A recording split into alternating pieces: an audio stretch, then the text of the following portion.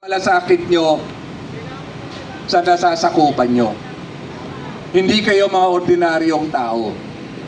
Kayo ay mga purok leader.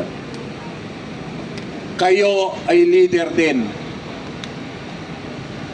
sa inyong mga barangay. Lalong-lalo na kayo mga taga-PDP. Political leader kayo.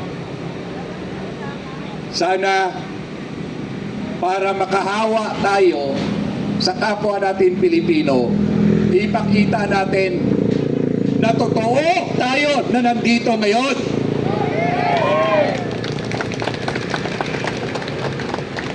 Na sumisigaw tayo, hindi lang sa boses. Sumisigaw tayo dahil ito ay para sa kapwa natin at ito ay tama at gagawin natin.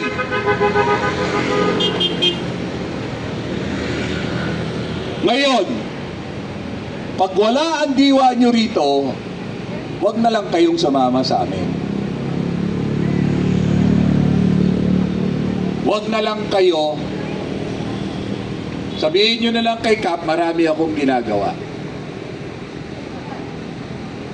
Dahil hindi tayo nakakabigay ng init sa mga dumadaan sa kapwa natin. Pagkos, ano sabi nila, wala na may mga tao dyan eh. Wala nga naririnig, nakatunga nga lang eh. Pasensya po kayo.